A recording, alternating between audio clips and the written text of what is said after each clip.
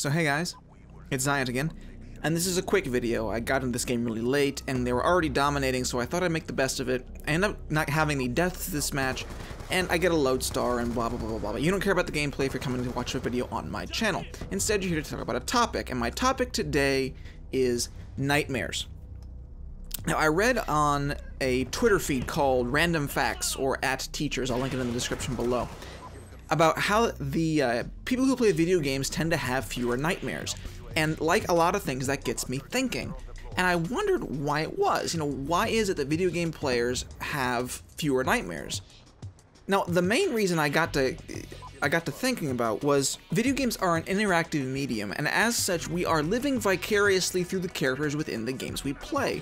So for example, if we wanted to have a nightmare, but we didn't play video games, our mind would have to create a frightening image for us. It would have to create some sort of dreamscape to scare us and alleviate some kind of negative emotion or thought that we had had previously in the day or the week. But with video games allowing us to live, sort of, these nightmarish images, these frightening images, and get out all the negative emotions, even a game like Call of Duty can be someone's nightmare. It could be if your nightmare is constantly failing, or losing a fight when it's not your fault, or whatever this is, all of these negative things, they come out. And so I thought, well, video games are the nightmares of people who play video games. Instead of our minds having to generate frightening or stressful images for us, we have already created them, or someone else has created them, and we have lived them through the game itself. And by that means, we no longer need nightmares as much. Now, of course, video games cannot act as a nightmare-quelling thing forever, because there are certain things that some video games don't generate.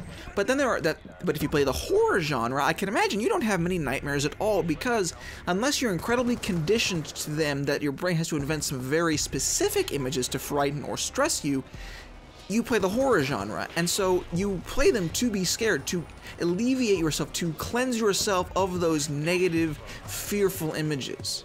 And so there's no reason for your mind to have to generate things to stress you out, so that you can become a little more centered, so that you can go into the day tomorrow and say, oh, this is going to be a good day. You will have already gotten rid of all the baggage of the previous day, because you've gone home, you'd spent some time with your family, with your friends, maybe at a bar, but you've played a few video games. And because you've played a few video games, you've had some time to decompress.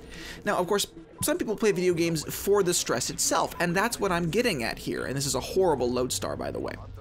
Even when you play a very frustrating shooter like Call of Duty, like Battlefield, Halo, Street Fighter, Team Fortress 2, when you play these games and they stress you out, as much as it stresses you out, you are venting towards the game. The only thing that will really be damaged is your own pride and maybe your neighbor's ears. But beyond that, all the negative images, all the fears, all the stresses, all the really crappy stuff from the day prior and the week prior has been dealt with. You have done it in a therapeutic way, which is in the video game. And I think this is a medium that can make us not have nightmares because we play them while we're awake.